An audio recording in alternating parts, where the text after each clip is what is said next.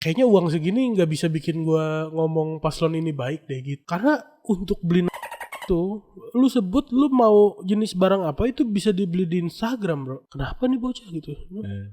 Gangguan apa gimana? Sampai digituin gue aja. Oh mereka nggak ngikutin lu tuh.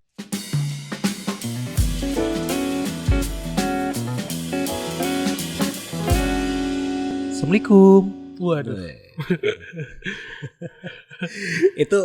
itu apa sih awal-awalnya kenapa bisa lo Assalamualaikum itu refleks atau emang udah disengaja ini bakal lucu nih gitu atau gimana sih? Itu tuh jadi gini, gue tuh diajarin bahwa stand up itu formatnya setup dan punchline.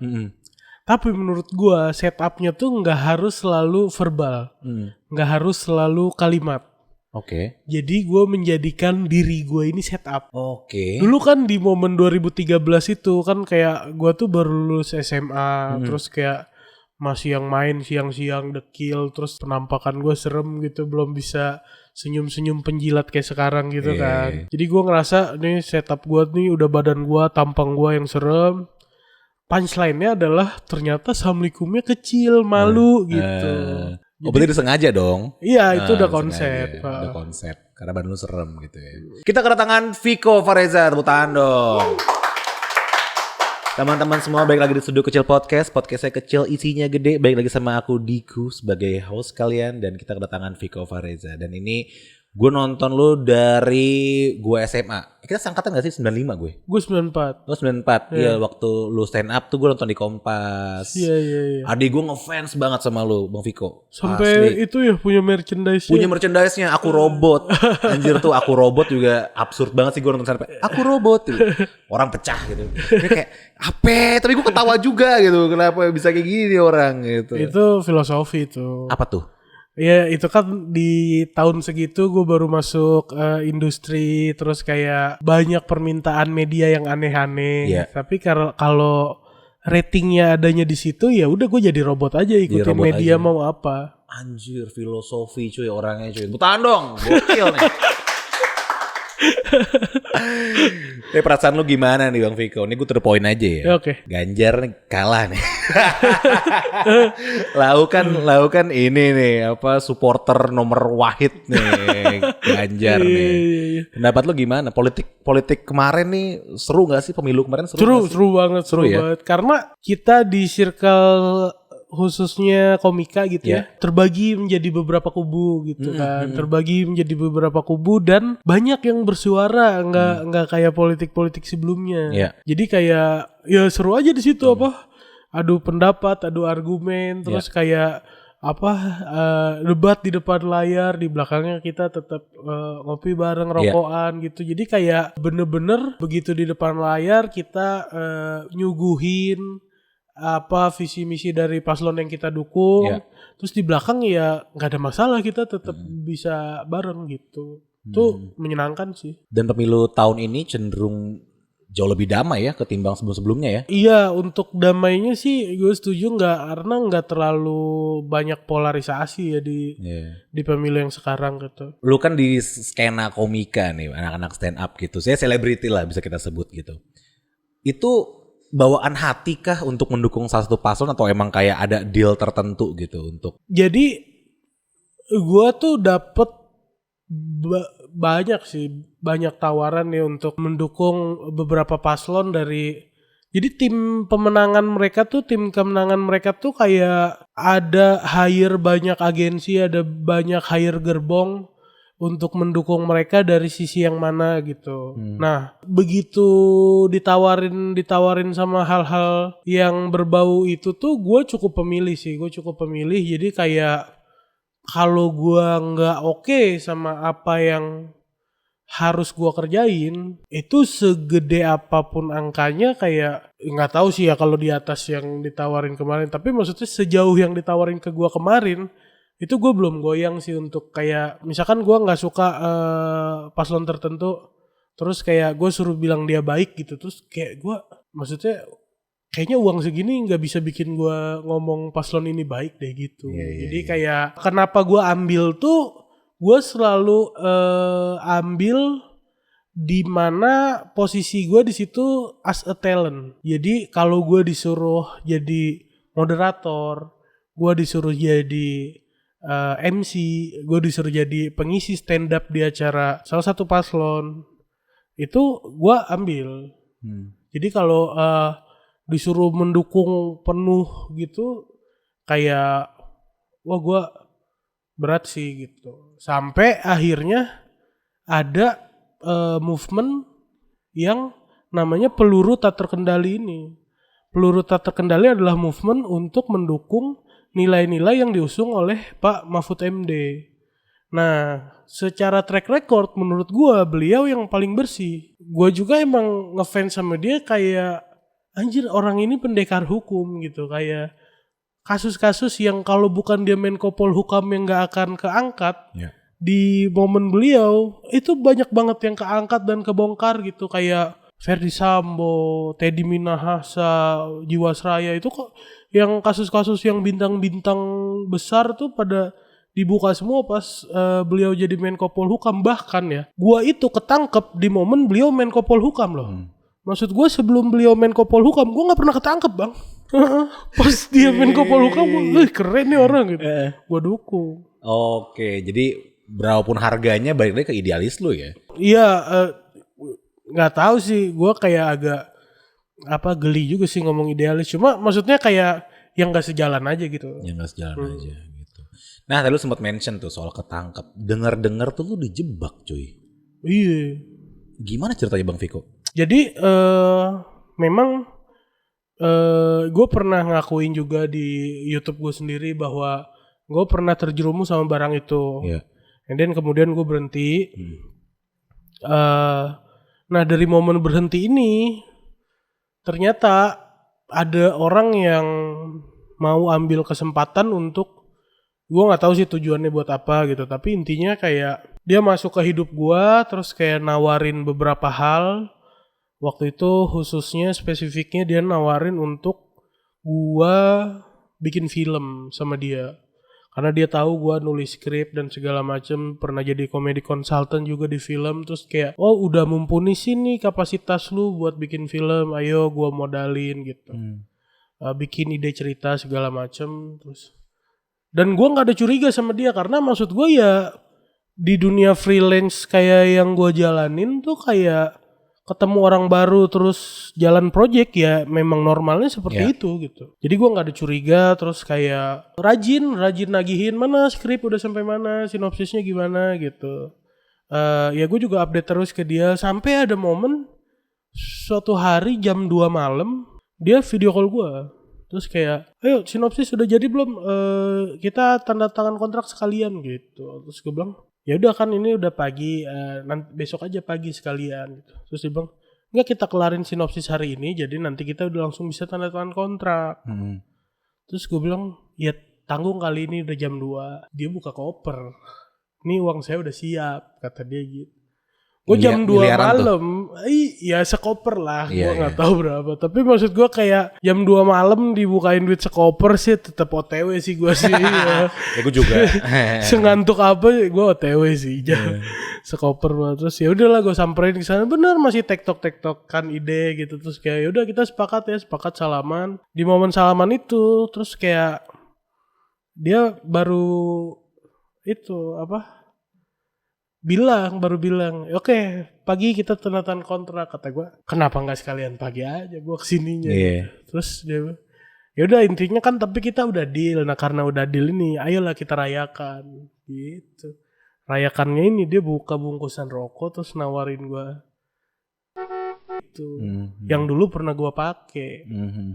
Terus kayak aduh anjir gue udah berhenti lagi gitu. Terus kayak aduh tapi dia produser lagi, nanti gue harus nge-entertain dia juga kan, kayak gimana ya gitu. Gak respect takutnya gitu ya. Terus kayak ya udahlah pakai lah.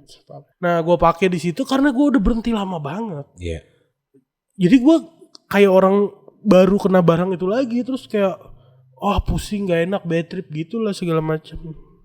Nah di momen itu gak kuat lah, gue milih untuk pulang. Nah pas pulangnya tuh dia nyelipin barang itu di gue. Gue pulang tidur sampai rumah polisi datang. Harusnya tuh nggak dibawa tuh ya harusnya ya. Gitu ya, karena gue mabok posisinya. Iya. Tapi itu produsernya ketangkap juga nggak? Enggak. Damn. Dia tuh. Tapi filmnya jadi kayak pertanyaan gue. Enggak. Dan Enggak dia juga. enggak bisnis film ternyata memang. Emang polisi aja kali ya, ngejebak kali ya. Enggak polisi juga sih, maksudnya dia memang kerabat juga sama orang film. Gue tahu kerabatnya dia gitu, hal-hal kayak gitunya gue tahu. Berarti ini orang terkenal dong Bang Viko, bukan orang nothing gitu. Iya, orang ini punya value gitu. Nah tujuan dia gituin guanya itu yang nggak tahu apa. Ya kadang polisi suka nyari nama sih ya, itu gitu. Mungkin. Tapi kan gak enak. Apa tuh? Kan gak enak. Bad trip anjir. Iya, nggak tahu sih, gue sih suka ya. Kalau sampai pernah kecanduan kan berarti bukan nggak enak dong. Berarti enak ya. Stop. legal gitu. Tapi Bang Viko, gue bertanya deh, gue tuh banyak banget nemuin berita-berita soal artis selebriti yang ketangkap soal narkoba, termasuk elu, Coki Pardede, Raffi Ahmad, banyak lah gitu. Apakah emang dunia entertainment semudah itu untuk mendapatkan barang-barang itu? Atau pertanyaan keduanya adalah, apa yang membuat para selebriti ini membutuhkan? Bahkan menurut gue bukan cuma dunia entertainment yang segampang itu untuk akses ya. Karena untuk beli itu, lu sebut lu mau jenis barang apa itu bisa dibeli di Instagram, bro. Instagram? Beli di Instagram sekarang semudah itu diaksesnya. Damn. Jadi gue nggak tahu sih sejauh ini kerjaan BNN apa, kerjaan polisi di divisi narkoba tuh apa, kayak anjir bahkan sampai sekarang tuh seterang-terangan jualan di Instagram gitu.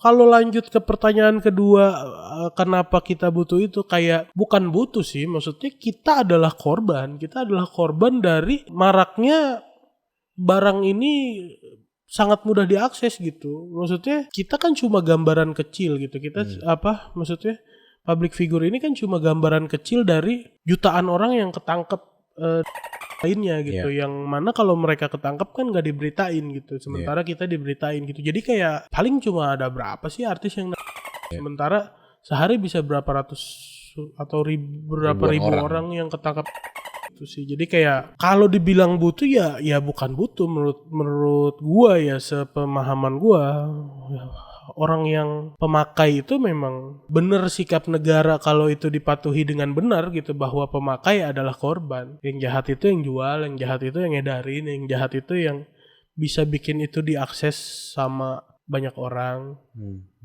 Gitu sih. Kalau menurut lu pribadi, lu setuju gak sih harus dilegalin di Indonesia? Harus dilegalin di Indonesia.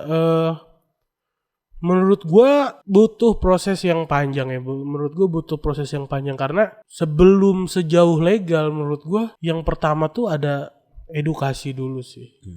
Karena kalau ujuk-ujuk legal tuh orang kayak di Thailand, bro. Thailand 2 bulan 3 bulan pertama legal, IGD penuh, bro. Orang yang sakit beneran gak kebagian tempat. Orang yang sakit karena OD kebanyakan ngisep itu dan dia lupa diri, gak konsumsi makan dengan benar, gak konsumsi, terlalu seneng sama barang itu, dicampur minuman keras, dicampur kopi. Itu edukasinya dulu dibenerin. Jadi kalau udah diedukasi, udah dikasih tahu kandungannya apa, CBD-nya buat apa, THC-nya buat apa gitu, udah mawas diri, baru mungkin tahap selanjutnya bisa legal untuk medis. Dari medis kalau memang dilakukan penelitian lebih lanjut banyak manfaatnya dibanding mudorotnya, baru bisa legal untuk rekreasi gitu sih. Kenapa yang di Amsterdam atau Swiss atau US itu kayaknya dampaknya nggak terlalu negatif gitu ya? Menurut gua karena orang di luar negeri, orang khususnya di Eropa ya, mereka memang udah beyond sih, maksud gue secara pemahaman, secara society gitu. Terus kayak mereka memang udah jauh di atas Asia sih. Mereka udah jauh di atas Asia, terus kayak edukasi mereka jauh lebih tinggi. Makanya di Amsterdam, di Swiss itu legal tuh ya udah biasa aja gitu. Yang awalnya nggak suka pun nyobain santai gitu. Yang awalnya emang suka legal tuh jadi ya udah gitu. Gitu sesantai itu gitu mereka, jadi kayak ya mereka udah siap untuk legal gitu. Wah, Bang Viko lo mawas banget ya soal pendidikan ini. pendidikan. Lu banyak concern gitu gue ngelihat. Enggak, gue sotoy aja sih orangnya. Ya. Gue ditanya apa aja sotoy. Iya. Tapi ini ngomong-ngomong soal, gue mau balik ke stand up. Lu kan dikenal dengan persona yang absurd, persona yang lucu, gemoy. Iya. Persona yang absurd lah gitu. Padahal kalau gue ngobrol sama lu sekarang nih, banyak ide, banyak concern, banyak kayak hal-hal yang pengennya harusnya bisa gue sampein nih gitu.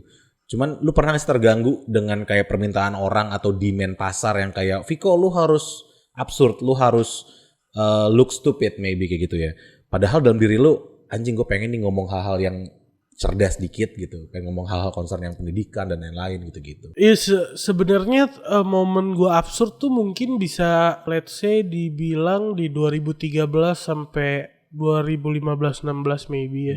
Karena after itu tuh gue kayak, coba kita bedah satu-satu ya. Kayak gue terlihat absurd dan bodoh pertama kali itu di Suci waktu zaman gue kompetisi. Iya. Ya itu di timeline 2013. Oke, selama 2013 itu katakanlah gue karantina sampai 6 bulan. Gue karantina sampai 6 bulan. Jadi yang gue lakukan selama 6 bulan itu adalah coaching, pendidikan materi, public speaking, segala macam. Jadi gue nggak tahu respon orang terhadap gue asli itu gimana. Jadi ya udah gue nyantai aja ngelakuin itu. Sampai akhirnya selesai kompetisi, gue masuk grand final dan gue jadi runner up di sana. Habis itu masih ada rangkaian lagi, gue tour. Tour tuh masih bagian dari rangkaian acara Kompas TV, masih dijalanin lagi sama Kompas TV sampai sekitar 3 bulanan lagi. Habis itu gue langsung lanjut ke film Comic Aid gitu. Jadi belum banyak momen gue bersentuhan langsung dengan masyarakat dengan persona yang gue tampilin di TV atau di media yang mereka tonton atau mereka lihat. Nah, selesai dari Comic Aid, capek lah gue habis kompetisi, habis tour, terus gue lanjut syuting film, promo segala macam. Udah capek, gue rest. Ya udah mulai gue balik main sama teman-teman gue. Terus kayak pandangan mereka tuh aneh gitu ke gue. Kenapa ya kok mereka nggak ngeliat gue kayak gue yang sebelum era stand up gitu. Terus kayak gue ke mall gitu. Terus kayak ke mall tuh kayak orang-orang tuh pada gemes gitu sama gue, kayak seolah-olah mereka punya hak buat nyubit pipi gue gitu. Kayak anjir nih, kapan kita perjanjian lu boleh nyubit pipi gue anjir gitu. Ibu-ibu gitu, Mas Viko, gemes, robot mana robot, botolnya mah.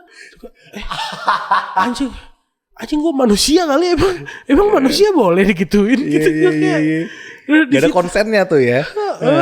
Terus gue lagi makan, kayak mereka seolah-olah punya hak buat gangguin gue makan gitu. Kayak anjir, karena gue lucu di panggung terus lu boleh gangguin gue makan. Anjir, Om Indro aja kalau makan digangguin marah anjir gitu. Maksud gue kayak di luar itu yang paling gue sebel adalah itu, bahwa mereka gak bisa bedain stage persona gue sama sama gue yang asli gitu. Maksudnya apa yang pengen gue tampilin di stage sama gue yang asli itu menurut gue dua hal yang berbeda gitu. Jadi yang pengen gue tampilin di stage adalah untuk menghibur. Tapi kalau lu ketemu gue di luar dari stage atau di luar dari gue lagi kerja, ya lu anggap gue manusia aja gak sih gitu. Maksud gue kalau lu mau ngobrol sama gue boleh, kalau lu mau nanya sesuatu sama gue boleh. Tapi lu jangan langsung tiba-tiba kayak nyubit pipi gue gitu. Terus kayak gue malu kalau gue lagi jalan sama cewek gimana. Kalau gue lagi ngapain gimana gitu, hal-hal kayak gitu. Terus kayak itu udah mulai risih tuh, ada keresahan dalam diri gue, kayak emang gini ya kalau jadi public figure gitu. Terus kayak gue juga mulai ngerasa ini kalau segala sesuatu yang gue omongin harus dibawa ke aneh, kayaknya sayap gue berkembangnya lama deh. Atau gue ngerasa kayaknya mungkin sayap gue gak berkembang deh gitu. Itu mentoknya banget tuh gue ada job corporate. Jadi biasanya orang ngelihat gue aneh terus ketawa karena mereka ngikutin perjalanannya. Ada IO undang gue. IO-nya mungkin kenal gue, makanya dia ngundang gue. Tapi ini acaranya acara perusahaan. Nah, orang-orang perusahaan ini yang menurut gue belum tentu kenal sama gue. Jadi begitu gue dateng ngisi di acara tersebut, terus IO-nya briefing gue kayak, udah Mas Viko biasa aja main absurd-absurd kayak biasa gitu. Udah begitu gue tampil kayak gue assalamualaikum gitu. Terus kayak itunya perusahaannya tuh kayak pada bingung gitu, kayak bisik-bisik gitu, kayak kenapa nih bocah gitu. Gangguan apa gimana gitu. Sampai digituin gue aja. Oh, mereka gak ngikutin lu tuh. Terus kayak disitulah gue kayak kayaknya pasar gue tuh gak segitu gedenya deh. Kalau gue mau gedein pasar kayaknya gue harus lebih lebih general lagi kayaknya deh gitu, lebih bisa even dia nggak tahu gue kayak gimana gitu, tapi mereka tetap bisa nikmatin apa yang gue bawain gitu. Nah mulai dari situlah gue pelan-pelan kayak ya udah nyisipin di materi gue tuh ada opini, nyisipin di materi gue tuh ada storytelling gitu-gitu. Jadi dan ternyata masalah lagi ketemu kayak orang-orang yang suka gue yang dulu nggak siap ngelihat gue yang beropini, yang ngelihat gue yang tiba-tiba bercerita nggak ada anehnya gitu, kok lurus gitu kayak ya itulah akhirnya di fase itu gue ngerti bahwa kita nggak bisa nyenengin semua orang. Akhirnya ya udah lakuin yang kita bisa, yang kita mau aja gitu. Wih, tepuk tangan dong, seru mulai nih. Daging semua nih, Mardigu. Wah, Mardigu. Tapi orang tua support lo jadi stand up comedian? Awalnya sih enggak ya, enggak. Kayak bokap gue tuh kan dia lucu juga sih orangnya. Kayak waktu gue awal izin mau stand up tuh gak boleh, karena itu kan gue memulai waktu itu SMA ya. SMA terus kita kayak latihan di komunitas stand up tuh biasanya malam gitu kan. Nah anak SMA kan suka susah keluar malam gitu. Terus gue debatin bokap gue, aku tawuran apa nggak boleh, giliran aku punya sesuatu yang positif buat dilakuin tetap nggak boleh gitu. Ya lu emang mau ngapain sih, maksudnya mau stand up apa biar diketawain orang gitu. Gua kalau di jalanan ada yang ngetawain gua tabok orangnya gitu. Bukan ketawa yang itu gitu. Gitu jadi awalnya kayak dia belum relate gitu apa itu stand up. Terus akhirnya gue yakinin bahwa ini adalah sesuatu yang positif, bisa menunjang dunia perkuliahan gue gitu. Misalkan kayak gue lagi presentasi, gue lebih bisa public speakingnya, dijelasin hal-hal kayak gitu sih. Akhirnya setuju gitu. Terus kayak begitu ikut kompetisi terus dapat uang, dapat hadiah, motor, Vespa segala macam, makin setuju lagi. Orang tua tuh kalau dikasih duit diem kok. Kasih duit diem, kasih cucu diem. Yeah. Tapi siapa sih Viko sebelum stand up tuh orang yang seperti apa sih? Banyak versi sih bang, karena menurut gue hidup juga kan banyak fase ya. Jadi kayak gue tuh pernah jadi anak pinter di sekolah, yang kalau sekolah gue ikut cerdas cermat tuh gue yang dikirim. Gue pernah jadi anak pinter yang kalau di sekolah gue ada perwakilan dokter kecil tuh gue yang dikirim jadi dokter kecil. Gue pernah jadi anak yang SMP ketika udah broken home, absensi gue tuh 98 dalam 1 tahun pelajaran. Gue pernah juga jadi anak sekolah yang ngancurin sekolah orang lain sama temen-temen gue dalam rangka tawuran. Ya banyak fase sih bang, jadi kalau ditanya Viko yang mana, ya Viko yang ngelewatin fase-fase itu sih. Itu ngancurin sekolah orang gimana maksudnya kok? Gue gak tahu ya apa yang bikin kita solid waktu SMP gitu. Kayak pokoknya lu jangan nyenggol temen gue aja, atau lu jangan nyenggol orang yang relate sama temen gue aja. Itu tuh mulanya sesimpel temen gue ada yang adeknya dipalakin sama anak sekolah itu. Terus kayak dia cerita ke gue, terus gue gak tahu, kayak gue ngerasa punya tanggung jawab dari mana. Ayo kita serbu sekolahannya gitu. Gue serbu dan sekolah gue tuh gede banget bang, sekolah negeri. Ini gue nyerbu sekolah tuh yang satu angkatan paling 30 orang kayaknya. Anjir, kecil banget. Sekolah gue satu kelasnya 40 orang. Dan satu angkatan ada 9 kelas gitu. Jadi kayak sekolah gue kalau di total itu ada 1000-an siswa. Sekolah dia kalau di total gak nyampe 100 siswanya. Terus kita kayak nyerang ke sana rame-rame. Terus kayak ya sejago-jagonya bocah dia, kita punya kuantitas gitu. Kita kuantitas banyak. Nah muridnya gak bisa nahan, ya sampai sekolahnya dibobol. Sekolahnya dibobol, terus kacanya, papan tulisnya semua, pagernya. Seru banget. Tahun berapa tuh? Itu 2009-an.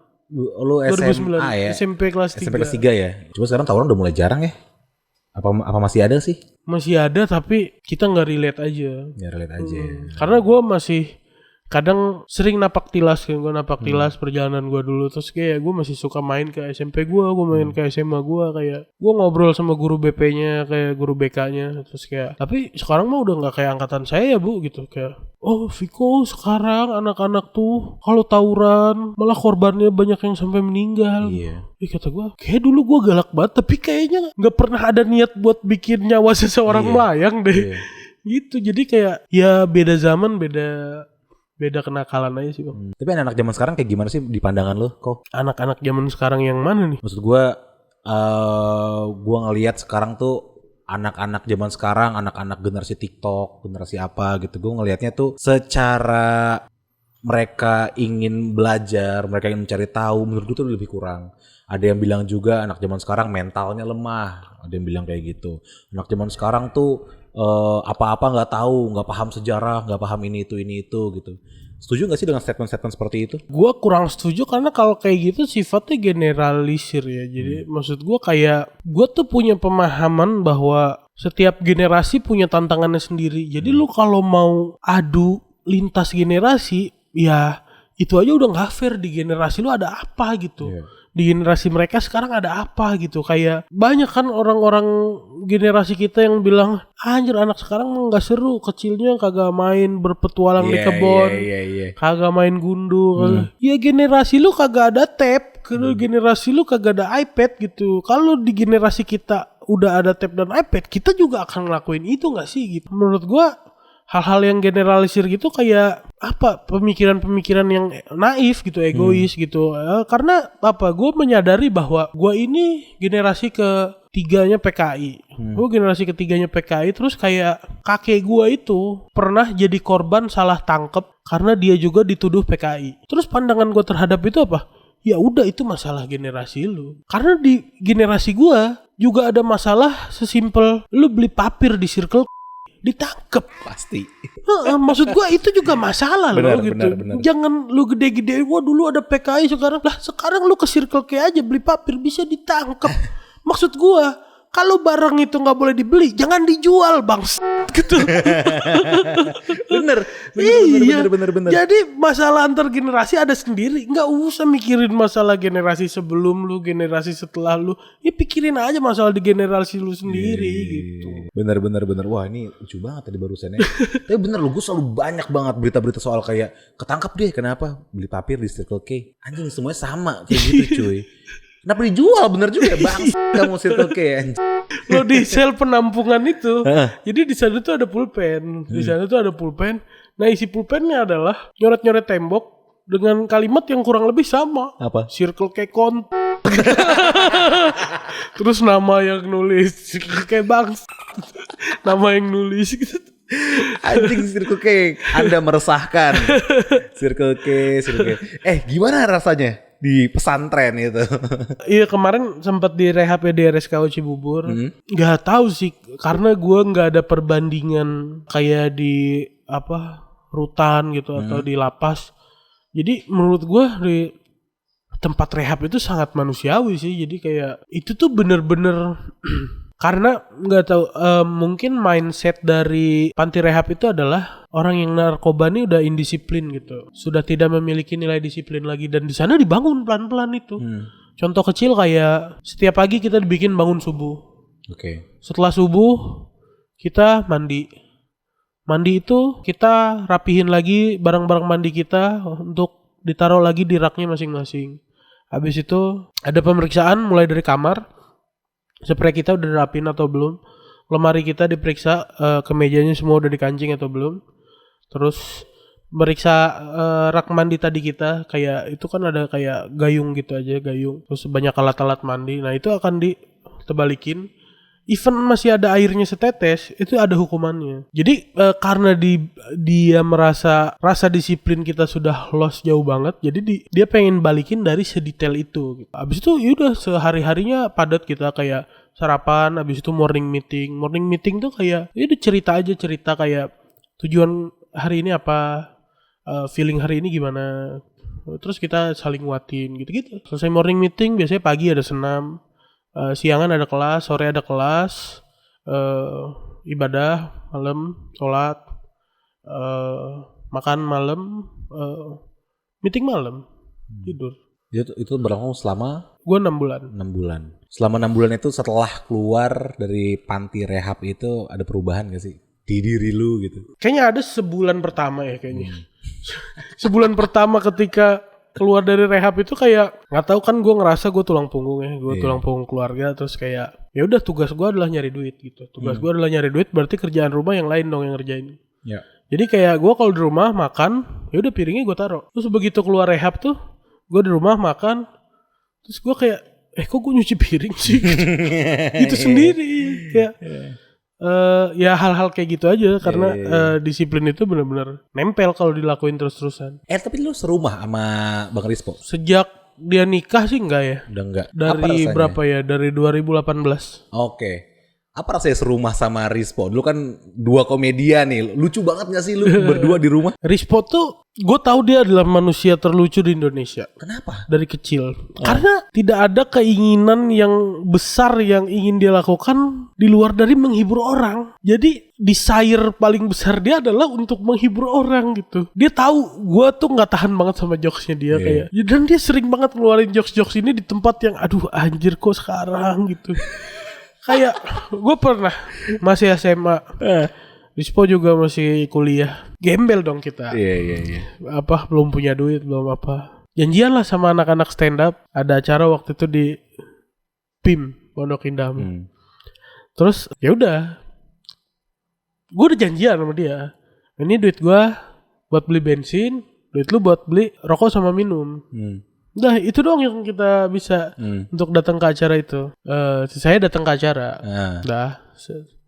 Kelar nih acara. Terus kayak baliknya lewat mana? Lewat sini aja biar kita explore. Explore ngapain kan, dalam hati gue kagak ada duit kan. Terus ngelewatin toko sport. Masuk dong. Aduh ngapain kata gue. Dan ini toko sportnya bukan yang sepatu sarung tangan gitu, bukan. Ini stick golf.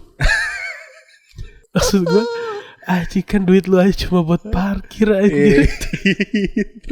Terus Rispo ngeliatin gitu kayak ambil gini-gini dia. Mbak gitu. Punya loh dia kepercayaan diri buat manggil mbaknya. Di mana duit cuma buat bayar parkir. Ini kalau yang merek ini keluaran terbarunya mana ya mbak gitu. Oh ini keluaran terbarunya mas. Oh ini baru ya.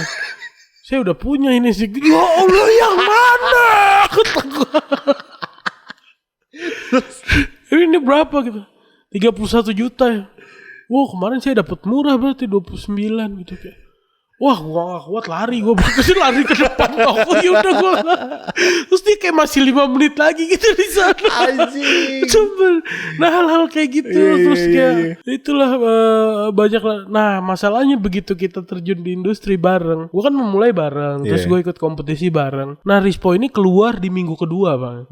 Minggu kedua kompetisi dia udah keluar. Nah gua tuh lanjut sampai grand final. Nah terus kayak gue tuh pengen nge-carry gitu. Gue pengen nge-carry abang gue juga. Maksudnya biar gaweannya banyak juga kayak gue. Biar di industri juga banyak juga yang bisa tahu bahwa dia lucu. Masalahnya gue nggak bisa mancing dia untuk lucu-lucuannya. Ini keluar gue nggak bisa gitu, karena selama ini dia yang selalu ngehibur gue. Jadi gue nggak tahu gue harus gimana biar lucu lu nih kelihatan gitu. Gue nggak tahu. Nah sampai akhirnya ya gue nggak tahu caranya, beneran nggak tahu. Terus akhirnya dia ngerantau ke Jogja. Nah di Jogja ini dia ketemu Hifzi, partner dia di GJLS sekarang tuh sama Regen itu. Nah si Hifzi ini bisa mancing kelucuannya Rispo keluar. Dan ya beberapa tahun belakangan ini Rispo tuh naik banget karena ya dia ketemu orang yang bisa mancing lucu-lucuannya dia.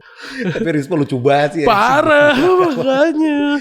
Nah dulu tuh di kalangan stand up Rispo tuh nggak dianggap itu bang. Rispo tuh nggak dianggap gitu karena dia bener-bener trying too hard untuk ngibur anak-anak gitu. Dan ini udah kelewatan menurut gua. Kayak nongkrong kan harusnya ya udah ngalir aja ya. Dia tuh sampai di jalan ngobrol sama gua kayak, ntar gua pas lagi nongkrong biar pecah ngapain ya, makan sampah kali ya gitu kan.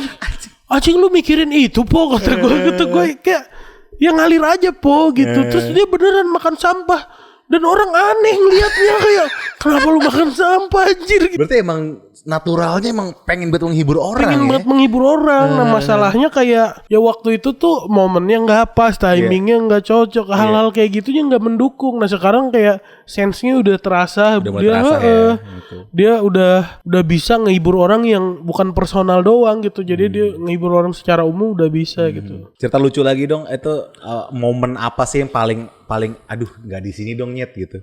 Si Rispo pernah lo lakuin sama lo? Ini udah beberapa kali dibahas, tapi setiap kali diceritain nih orang seneng sih sama cerita ini. Jadi Rispo pernah fitnah gue pindah agama sih. Iya maksud gue kayak itu nggak usah nggak sih Bo gitu kayak. Buat apa sih? Makanya dia cuman pengen iseng doang. Dan dia lupa dia ngelakuin itu. Padahal kabar ini nyebar ke keluarga besar gue. Iya. Jadi adalah bulan puasa gue lagi stripping. Terus ada bokap gue kan kontraktor. Nah tukang yang ikut bokap gue ini adalah dari bokap gue muda, dia ikut bokap gue terus. Terus silaturahim lah dia main ke rumah. Main ke rumah guanya lagi stripping, gak ada Rispo doang. Ditanya sama orang ini, si Piko mana gitu. Lah lu gak tahu gitu. Kenapa? Dia kan udah pindah Kristen gitu. Hah? Itu kan bulan puasa kan. Terus dia pindah Kristen gitu. Gue tahu Spiko mah jarang puasa, cuma pindah Kristen mah kagak gitu. Ya. Nah, dulu ada temen gue Kristen, dia tinggal di rumah gue. Jadi dia ada bawa rosario, ada bawa Alkitab. Ya lu nggak percaya. Duitnya Piko udah habis, semua dari syuting itu udah habis buat nyumbang gereja katanya. Masa sih segitunya gitu? Taat dia, Kristen taat gitu. Kagak mungkin Islam aja dia nggak taat katanya gitu. Taat dia, Kristen taat nih, ini lihat dulu. Diambilin rosario temen gua sama Alkitab. Nih lu lihat tuh, punya dia gini-ginian gitu. Al-Quran mah di Islam mah dia tasbih nggak punya, Al-Quran nggak punya gitu. Taat ya, iya gitu. Udahlah, mind blowing lah tukang yang bokap gue itu. Cabut dia. Nah dia selain nukang di bokap gue, om gue juga ada juga yang kontraktor. Berangkatlah dia ke rumah om gue, nyebar gosip ini. Om gue tuh kayak keluarga besar gitu, ada ngumpul di pasar Minggu Jati Padang gitu. Nah ya sekeluarga besar ini dari mulut satu orang ke om gue. Nah, om gue nyebar ke semuanya. Begitu lebaran bapak gue paling tua, adik-adiknya semua datang ke rumah. Datang ke rumah terus kayak ada adiknya bokap gue yang almarhum, dia direktur gitu di Panasonic. Terus kayak kecewa gitu dia sama bokap gue. Kok bisa sih bang anaknya dibiarin pindah agama gitu? Hah? Siapa? Kata bapak gue. Lah itu si Piko katanya sekarang Kristen gitu. Tadi masih sholat itu sama gue. Bapak gue gitu. Emang iya gitu. Sudahlah. Bingung kan. Jadi canggung deh tuh kumpul lebaran. Rumah gue tuh depan-depanan sama bokap gue. Jadi gak terlalu dibahas di situ. Pulang semua keluarga besar. Dipanggil gue. Sini loh gitu. Ngapa lu pindah Kristen gitu? Kata bapak gue gitu. Kristen kata gue. Kagak gitu. Ini keluarga besar udah tahu lu pindah Kristen. Abang gua di depan denger ketawa. Dipanggil, ngapa lu gitu?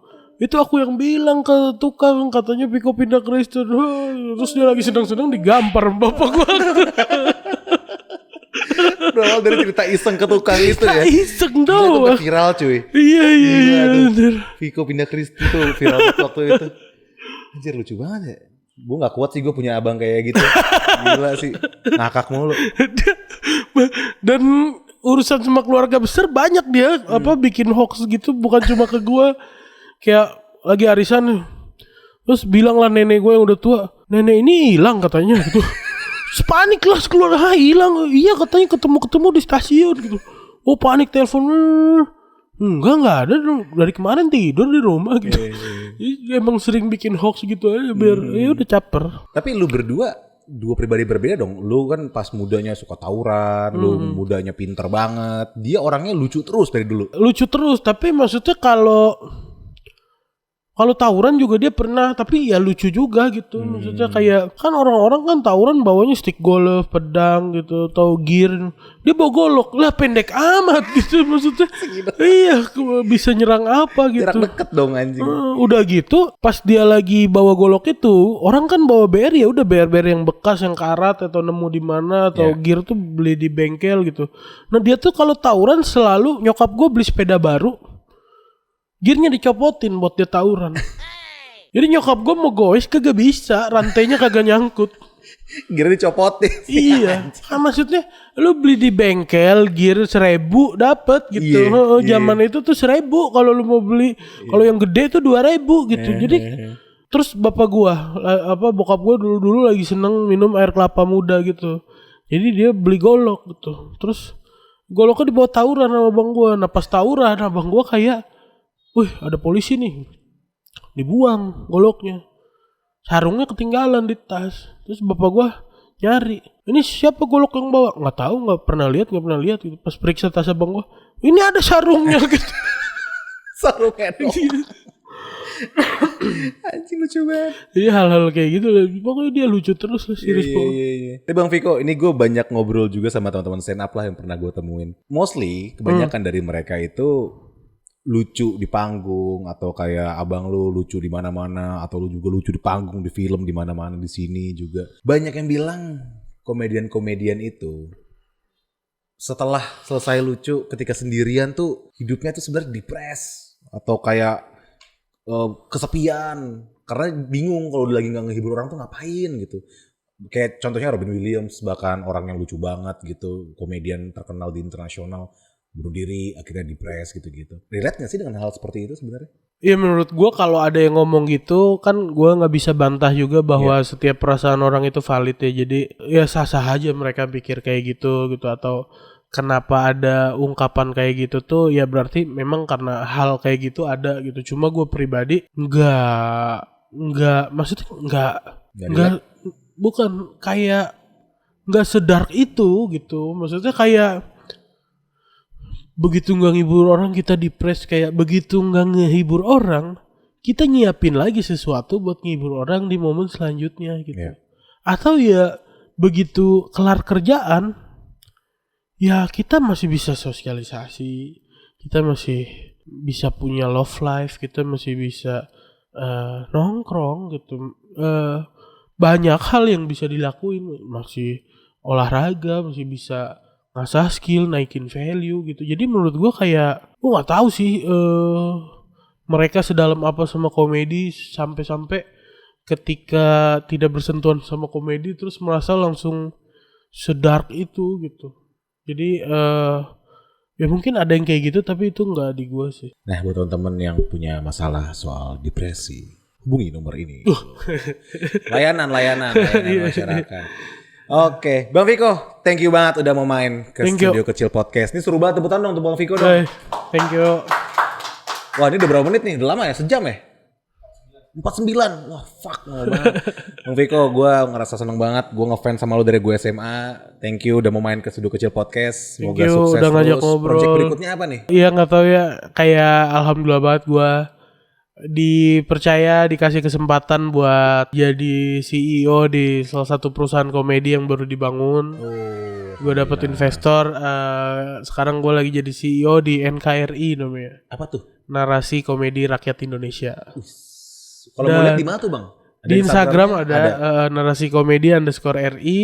Dan project pertamanya nih gue bikin project yang lumayan ambisius, kayak tahun politik masih gonjang-ganjing, masih belum ada kestabilan ekonomi, harga bahan pokok segala macam masih mahal, tapi gue tetap ngejalanin eventnya.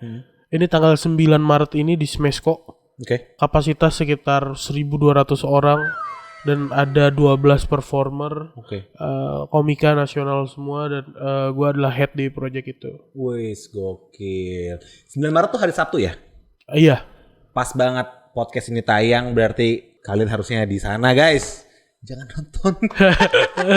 Tapi kabarin aja Studio Kecil mau datang berapa orang, nanti gue sediain invitation. Siap, berangkat nih. Wah rame Studio Kecil. Oke, thank you Bang Viko. Siap. Follow NKRI Narasi Komedi _RI di Instagram. Itu mau siapa aja bang bikinnya bang? Ya yang di depan gue aja sih. Depan lo aja. Oke. Nah kita doain terus Bang Viko sukses. Semua project-projectnya NKRI juga sukses. Dan jangan lupa untuk datang hari ini nih ya. Pas lagi nonton. Tanggal 9 Maret hari Sabtu. Ada di Smesco bener ya? Yes. Tuh tiketnya berapa tuh bang? Tiket mahal lah. Oh, mahal. Ya, sendiri dah. Buka Instagramnya aja guys gitu. So thank you teman-teman yang sudah menyaksikan Studio Kecil Podcast. Jangan lupa untuk terus saksikan Studio Kecil Podcast setiap hari Sabtu. Jangan lupa untuk like dan komen kira-kira siapa lagi yang harus kita undang. Dan jangan lupa untuk subscribe terus Studio Kecil TV. Dan sampai jumpa lagi. Bye-bye.